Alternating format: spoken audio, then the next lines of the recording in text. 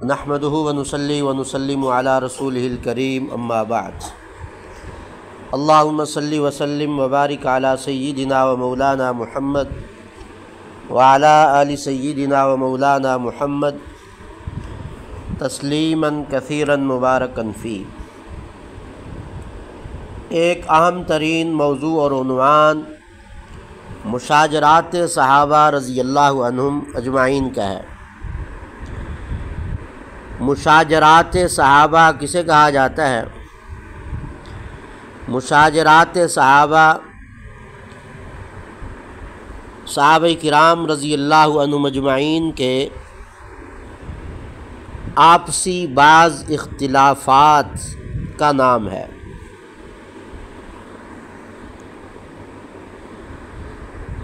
آج کی نشست میں ہم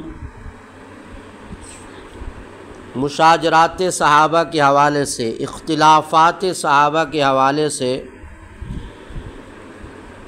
امت کا عقیدہ اور عمل پیش کریں گے۔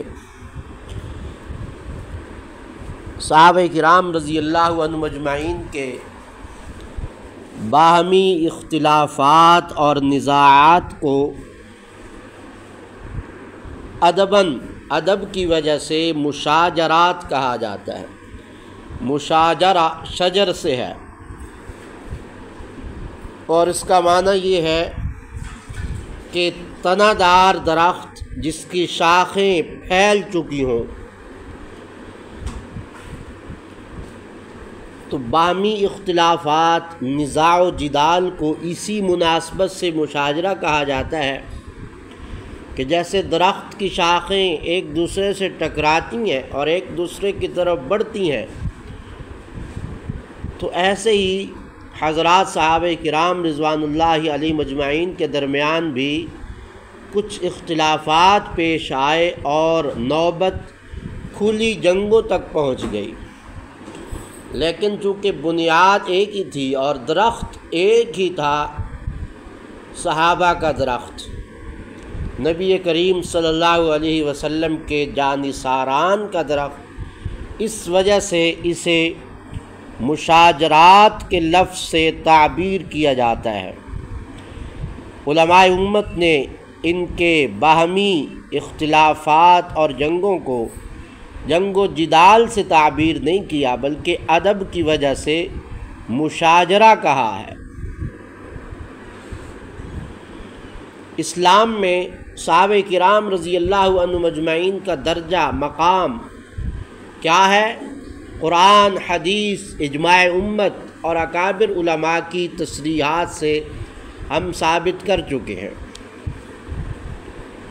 اب سوال یہ پیدا ہوتا ہے کہ جب صحابہ کرام سارے کے سارے واجب التعظیم ہیں، واجب الاحترام ہیں، عادل ہیں، معتبر ہیں، متقی اور پرہیزگار ہیں، اور سارے صحابہ جنتی ہیں، تو اب اگر ان کا آپس میں اختلاف ہو جاتا ہے تو ہمارے لیے طریقہ کار کیا ہونا چاہیے؟ اب صاف ظاہر ہے کہ دو آدمیوں کا، دو اشخاص کا اختلاف ہے، اب دونوں کو تو صحیح کہا نہیں جا سکتا۔ عمل کرنے کے لیے کسی ایک کو اختیار کرنا پڑے گا اور دوسرے کو چھوڑنا لازم آئے گا۔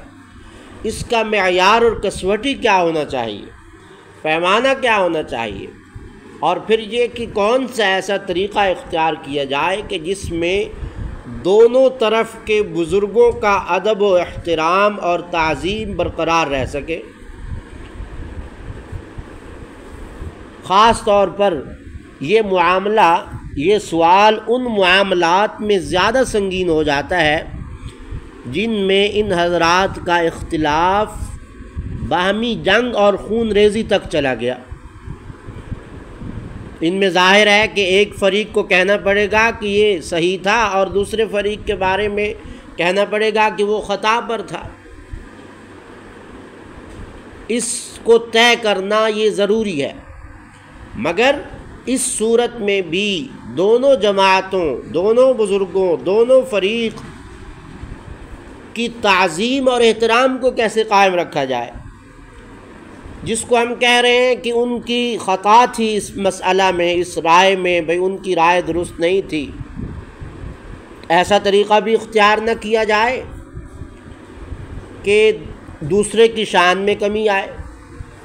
تو یہ ایک اہم سوال ہے۔ اس کی مثال یہ ہے، جیسے مثال کے طور پر اولاد ہے اور والد اور والدہ کی لڑائی ہو جاتی ہے۔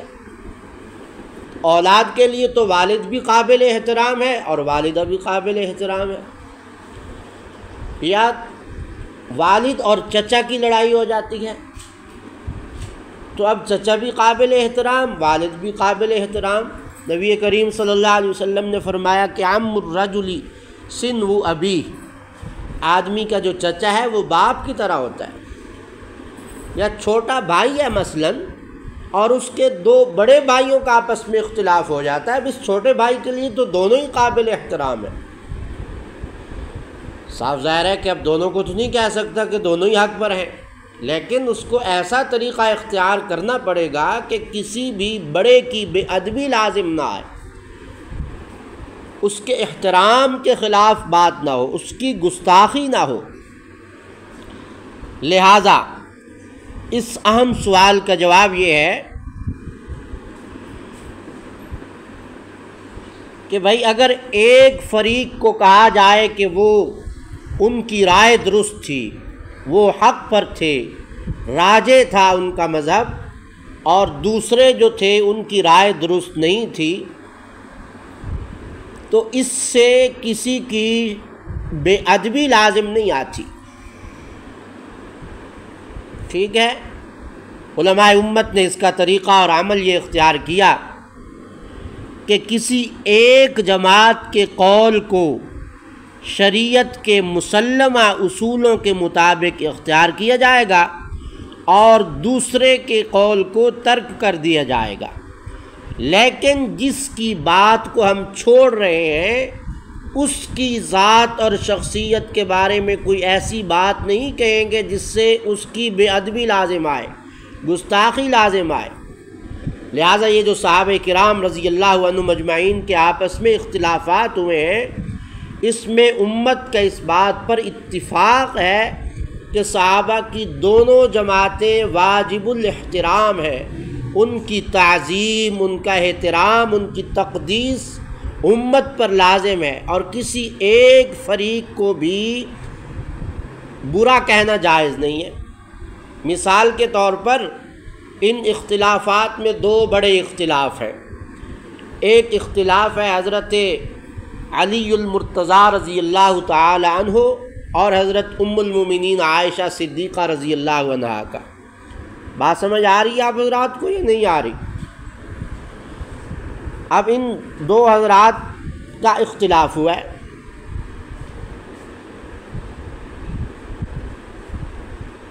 حضرت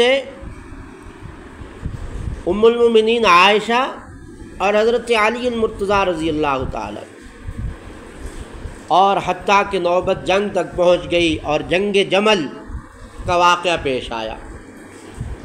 جمل اونٹ کو کہا جاتا ہے، اس جنگ میں حضرت عائشہ رضی اللہ عنہا اونٹ پر سوار تھیں، اس وجہ سے اس کو جنگ جمل کہا جاتا ہے۔ اسی طرح دوسرا جو بڑا اختلاف پیش آیا صحابہ کرام رضی اللہ عنہ مجمعین میں آپس میں، وہ حضرت علی المرتضیٰ رضی اللہ تعالی عنہ اور حضرت معاویہ رضی اللہ عنہ کے درمیان پیش آیا، جنگ صفین پیش آئی۔ تو اب امت کا یہ اتفاقی اہل سنت والجماعت کا مذہب اور مسلک ہے کہ اس جنگ صفین میں حضرت علی رضی اللہ تعالی عنہ حق پر تھے، اور ان کے مقابلے میں حضرت معاویہ رضی اللہ تعالی عنہ اور ان کے ساتھی خطائے اجتہادی پر تھے، یعنی وہ بھی مجتہد تھے اور وہ بھی مجتہد تھے۔ ایک حضرت علی رضی اللہ تعالی عنہ کی جو رائے ہے وہ حق پر تھے، ان کا اجتہاد درست تھا، اور حضرت معاویہ رضی اللہ تعالی عنہ کا جو اجتہاد ہے وہ مبنی بر خطا تھا، وہ خطا پر تھے۔ لیکن وہ مجتہد تھے، اور مجتہد کے بارے میں نبی کریم صلی اللہ علیہ وسلم کا یہ فیصلہ ہے کہ جو مجتہد اجتہاد کرتا ہے، اگر اس کا اجتہاد درست ہو تو اس کو 2 ثواب ملتے ہیں، ایک اجتہاد کا اور دوسرا اجتہاد کے صحیح ہونے کا۔ اور اگر مجتہد کی رائے، اس کا اجتہاد درست نہ ہو، وہ خطا پر ہو، تو پھر اس کو 1 اجر و ثواب ملتا ہے۔ تو لہٰذا اہل سنت والجماعت کا یہ موقف ہے کہ یہاں حضرت معاویہ رضی اللہ تعالی عنہ خطا اجتہادی پر تھے، لیکن ان کو اپنے اس اجتہاد پر 1 اجر ملے گا، ایک نقطہ۔ اور دوسرا نقطہ یہ ہے کہ اس اختلاف کی وجہ سے حضرت معاویہ رضی اللہ تعالی عنہ پر تنقید کرنا، ان کی تنقیص کرنا اور ان کی شخصیت کو مجروح بنانے کی کوشش کرنا، یہ جائز نہیں ہے، حرام ہے اور اپنے ایمان کو خراب کرنے والی بات ہے۔ مشاجرات صحابہ کے حوالے سے سلف صالحین کے مختلف اقوال موجود ہیں۔ ہم نے اپنے ایک مضمون مقالہ میں تفصیل کے ساتھ کچھ اقوال نقل کیے تھے۔ تفسیر قرطبی میں امام قرطبی رحمہ اللہ نے سورہ حجرات کی آیت وَإِن طَائِفَتَانِ مِنَ الْمُؤْمِنِينَ اقْتَتَلُوا، اس آیت کے تحت انہوں نے سلف صالحین کے اقوال نقل کیے ہیں اور لمبی عبارت بیان فرمائی ہے، اور یہ فرمایا ہے کہ لا يجوز ان ينسب الى احد من الصحابة خطأ مقطوع به اذ كانوا كلهم اجتهدوا فيما فعلوه وارادوا الله عز وجل وهم كلهم لنا ائمة وقد تعبدنا بالكف عما شجر بينهم ولا نذكرهم الا باحسن الذكر لحرمة الصحبة ولنهج النبي صلى الله عليه وسلم عن سبهم وإن الله غفر لهم وأخبر بالرضاء عنهم هذا مع ما قد ورد من الأخبار من طرق مختلفة۔ وہ فرماتے ہیں امام قرطبی رحمہ اللہ کہ یہ جائز نہیں ہے کہ کسی بھی صحابی کی طرف قطعی اور یقینی طور پر غلطی منسوب کی جائے، اس لیے کہ ان سب حضرات نے اپنے اپنے طرز عمل میں اجتہاد سے کام لیا تھا، اور سب کا مقصود اللہ تعالیٰ کی ذات اور اللہ تعالیٰ کی رضا تھی۔ لہذا ہمیں یہ حکم، ہمارے تو وہ پیشوا اور امام ہیں، ہمارے لیے یہ حکم ہے کہ ہم ان کے آپسی اختلافات میں کف لسان کریں گے، یعنی اپنی زبان کو بند رکھیں گے، اور ہمیشہ ان کا ذکر خیر کریں گے، کیونکہ صحابیت ایک عظمت والی چیز ہے۔ نبی کریم صلی اللہ علیہ وسلم نے صحابہ کو برا کہنے سے منع فرمایا ہے، اور یہ خبر دی ہے کہ اللہ نے انہیں معاف کر دیا اور اللہ ان سے راضی ہو گیا۔ پھر مزید امام قرطبی رحمہ اللہ اپنی اسی عبارت میں اور مختلف اقوال نقل کیے ہیں۔ بعض ائمہ کا یہ قول نقل کیا ہے وَقَدْ سُئِلَ بَعْضُهُمْ عَنِ الدِّمَاءِ الَّتِي أُرِيقَتْ فِي مَا بَيْنَهُمْ، کہ صحابہ کرام کے جو بعض اختلافات پیش آئے اور آپس میں خون ریزی ہوئی، تو بعض حضرات سے پوچھا گیا کہ ان کا کیا حکم ہے، ہمیں اس کے بارے میں کیا قول اختیار کرنا چاہیے۔ تو کیا فرمایا جواب میں، تِلْكَ أُمَّةٌ قَدْ خَلَتْ لَهَا مَا كَسَبَتْ وَلَكُمْ مَا كَسَبْتُمْ وَلَا تُسْأَلُونَ عَمَّا كَانُوا يَعْمَلُونَ، کہ وہ تو ایک جماعت تھی، گزر گئی، ان کے لیے جو انہوں نے کیا اس کے ذمہ دار وہ ہیں، اور تم کس کے ذمہ دار ہو؟ جو تم کر رہے ہو، جو انہوں نے کیا اس کے بارے میں تم سے نہیں پوچھا جائے گا۔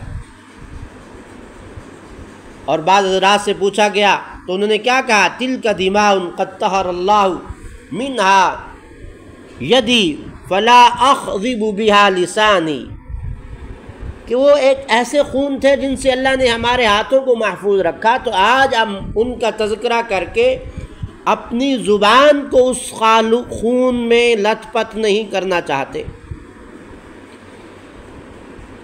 تو خلاصہ یہ ہوا کہ بھائی وہ کیا تھے؟ اونچے درجے کے لوگ تھے، اور ان کے جو آپس میں یہ اختلافات تھے یہ دنیا کے لیے نہیں تھے، اس لیے وہ لائق مدح و تعریف ہیں۔ ان کے اختلافات دنیاوی مقاصد کے لیے نہیں تھے، اجتہاد رائے حق کے لیے، اللہ کی رضا اور خوشنودی کے لیے تھے۔ ان میں سے کسی فریق کو مجروح اور مطعون نہیں کیا جا سکتا۔ علامہ شریف جرجانی نے شرح مواقف میں لکھا ہے وَأَمَّا الْفِتَنُ وَالْحُرُوبُ الْوَاقِعَةُ بَيْنَ الصَّحَابَةِ فَالشَّامِيَّةُ أَنْكَرُوا وُقُوعَهَا وَلَا شَكَّ أَنَّهُ مُكَابَرَةٌ لِلتَّوَاتُرِ فِي قَتْلِ عُثْمَانَ واقعة الجمل والسفين والمعترفون بوقوعها منهم من سكت عن الكلام فيها بتخطئة أو تسويب وهم طائفة من أهل السنة فإن أرادوا أنه اشتغال بما لا يعني فلا بأس به. وقال الشافعي وغيره من السلف تلك دماء طهر الله عنها بأيدينا فلنطهر عنها ألسنتنا. فرماتے ہیں کہ صحابہ میں جو فتنے اور جنگیں ہوئی ہیں تو ان میں کیا ہے ہمارے لیے؟ بعض حضرات نے ان کے وقوع کا انکار کیا ہے، بعض نے ان واقعات میں مکمل سکوت اختیار کیا ہے، نہ کسی کی طرف غلطی منسوب کی، نہ حق و ثواب. امام شافعی کیا فرماتے ہیں کہ یہ ایسے خون سے جن سے اللہ نے ہمارے ہاتھوں کو محفوظ رکھا، اس لیے ہم اپنی زبانوں کو محفوظ رکھیں. علامہ ابن حمام شرح المسامرہ میں فرماتے ہیں واعتقاد اہل السنت تزکیۃ جمیع الصحابة رضی اللہ عنہم وجوبا باثبات اللہ انہ لکل منہم والکف عن الطعن فیہم والثناء علیہم کما اثنى اللہ تعالی سبحانہ وتعالی. اور پھر آگے لکھا ہے واثنى علیہم الرسول، پھر احادیث ہیں، پھر فرمایا وما جرى بین معاویہ وعلی من الحروب کان مبنیا علی الاجتہاد، کہ حضرت معاویہ اور حضرت علی کے درمیان جو اختلافات ہوئے ہیں، جو مشاجرات اور نزاعات ہوئے ہیں، وہ سب اجتہاد کی بنیاد پر تھے. علامہ ابن تیمیہ نے شرح عقیدہ واسطیہ میں اسی طرح کی عبارت لکھی ہے. اور اس کے علاوہ یہ ہے کہ علامہ سفارینی نے الدرۃ المضیہ میں اور دیگر ائمہ نے اقوال نقل کیے جن کا خلاصہ یہی ہے کہ ان میں صحابہ کرام رضی اللہ عنہم اجمعین کے جو اختلافات یہ پیش آئے ہیں، ان میں زیادہ غور و خوض نہ کیا جائے، یا تو سکوت اختیار کیا جائے یا پھر ان کی شان میں کوئی ایسی بات نہ کی جائے جس سے ان کی تنقیص لازم ہے.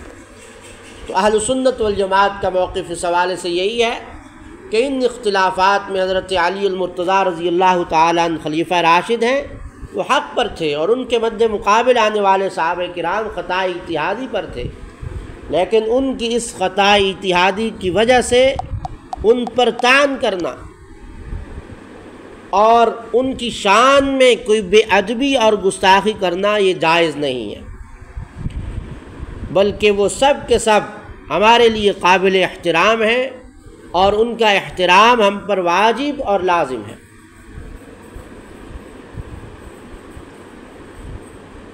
عام طور پر مشاجرات صحابہ کے حوالے سے جو بات ہوتی ہے تو تاریخی روایات کی بنیاد پر صحابہ کرام پر اعتراض کیا جاتا ہے. اصل بات اس میں یہ ہے کہ صحابہ کرام رضی اللہ عنہم اجمعین کے بارے میں قرآن اور حدیث نے واضح فیصلہ فرما دیا ہے.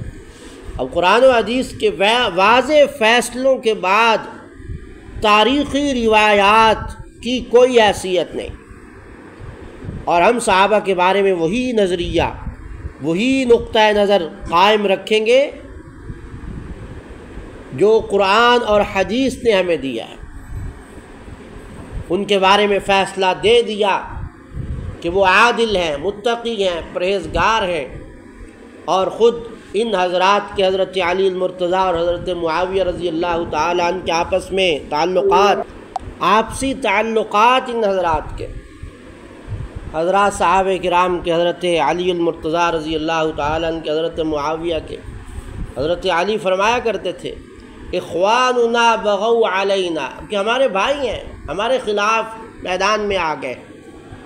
اور نہج البلاغہ وغیرہ جو اہل تشیع کی مرتب کرتا کتاب ہے، اس میں حضرت علی کا یہ قول موجود ہے، فرمان قتلاہم وقتلانا فی الجنہ، کہ ہمارے مقتولین شہداء بھی جنت میں جائیں گے اور ہمارے فریق مخالف کے جو مقتولین اور شہداء ہیں وہ بھی جنت میں جائیں گے۔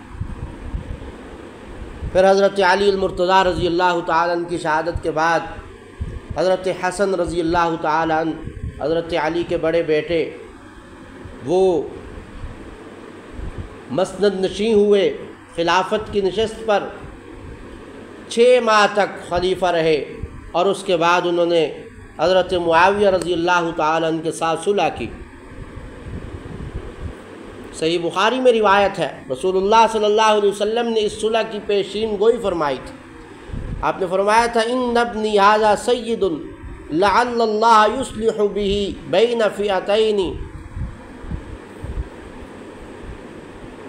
فئتین عظیمتین، کہ اللہ تعالیٰ اس میرے سردار بیٹے کے ہاتھ پر مسلمانوں کی 2 جماعتوں میں صلح کروائے گا، اور بعض روایات میں مؤمنتین، ایمان والی دونوں جماعتوں میں صلح کروائے گا۔ چنانچہ صلح ہوئی، اور حضرت حسن اور حضرت حسین دونوں نے رضی اللہ عنہما، حضور اکرم صلی اللہ علیہ وسلم کے نواسوں نے، حضرت علی اور حضرت فاطمہ رضی اللہ عنہما کے بیٹوں نے حضرت معاویہ کے ہاتھ پر بیعت کی، اور پھر ہر سال سیدنا معاویہ رضی اللہ تعالی عنہ ان کو وظائف جاری کرتے رہے، مستقلاً ہدایہ اور تحائف ان کی خدمت میں پیش کرتے رہے۔ لہٰذا ان کے جو اختلافات تھے وہ محض اللہ کی رضا کے لیے تھے، دین کی بنیاد پر تھے، وہ کوئی دنیا کی بنیاد پر نہیں تھے۔ ان اختلافات کی بنیاد پر ان شخصیات کے بارے میں منفی پروپیگنڈا رکھنا روا اور جائز نہیں ہے۔ حضرت معاویہ رضی اللہ تعالی عنہ جلیل القدر صحابی ہیں، رسول اللہ صلی اللہ علیہ وسلم کی دعاؤں کے مصداق ہیں، کاتب وحی ہیں۔